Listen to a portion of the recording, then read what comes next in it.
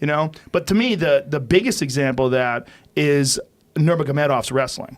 Khabib takes oh my God, everybody who's good. Rafael dos Anjos, Brazilian Jiu-Jitsu black belt world champion, ragdolls them, ragdolls everybody. Michael Johnson. I mean, no matter who he fights, he ragdolled this guy in the beginning, and I thought it was over right away. I was like, "Oh, this is over." And but Iaquinta did really well. Did very well, very well. The thing about Iaquinta is he's a legit crazy person.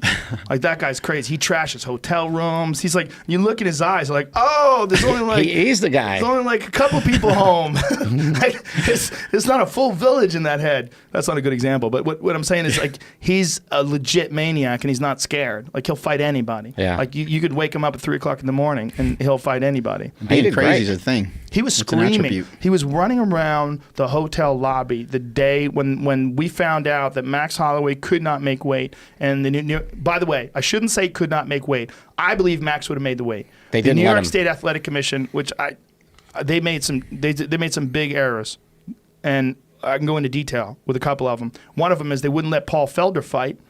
Paul Felder wanted to fight. They said he's not ranked.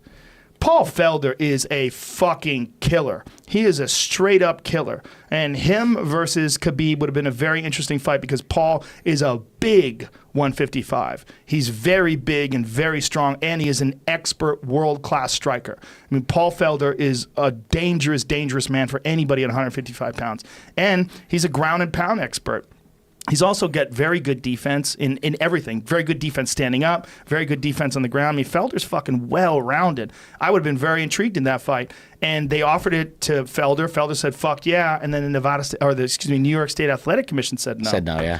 I was like, you guys are out of your fucking minds. You don't know shit about fighting if you don't think that guy could fight for the title. Because Paul might be fighting for the title in a year from now or whenever. I mean, he's fucking world class. So the fact that they don't know that, and they're saying, well, based on the rankings. Well, the rankings are horse shit. Yeah, they're arbitrary. They're made up by a bunch of people that I think a lot of times are biased. They have terrible judgment. Sometimes a guy will fuck a guy up, and then you look at the rankings, and he's below that guy. He just fucked up in the rankings. Explain that. There's no other way to tell if a guy's better than who he fucked up. And they're saying, well, his past experience.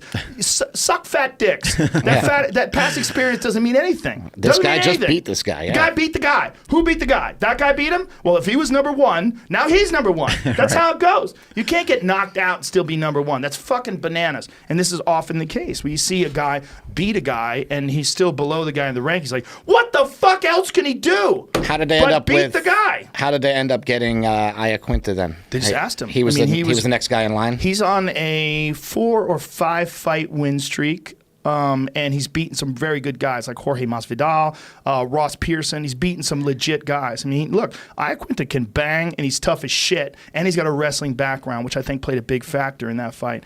Obviously, he was greatly outclassed by a guy who I think is one of the greatest lightweights of all time. And now that he's the champion, I'm very interested in seeing. But I think what we saw in that fight that was very intriguing was the fact that Iaquinta was able to get back up, and that Iaquinta was one of the few guys that Nurmagomedov has ever fought that has stuffed a bunch of takedowns and then into the late rounds. And this is a guy in Al that didn't even prepare for a 5-round fight. Yeah. He was getting ready for a 3-round fight with Paul Felder.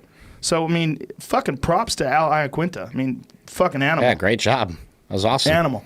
And major props to that Kyle Bochniak kid that fought Zabit.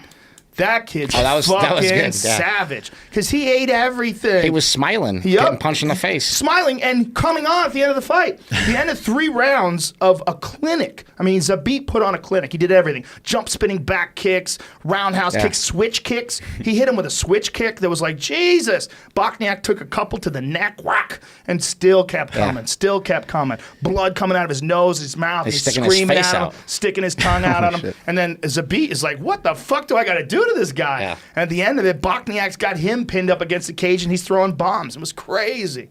The whole place, the entire Barclays Center on their feet you at were the end of going that nuts. fight. Fuck, I stood up. Pumped. I stood up and I was screaming and clapping. It was awesome. phenomenal. Phenomenal. That's what I love, you know, and that was, in my mind, that was worth the price of admission for the whole pay-per-view card, just to see that was the best fight, for sure. Yeah, for sure. But to see Al do that just shows you that, you know, Al is a legit world-class fighter. I mean, definitely is not on the level of Khabib, but nobody thought he was coming in. I think it was in a lot of ways an upset, just the fact that he was able to go to the distance. And you see what Khabib did to so many other fighters. I mean, he mauled everybody else. And he mauled Al for a lot of the fight. I mean, look, the guy's the best wrestler at 155 ever. I mean, ever. He does things to world-class guys that makes you just confused.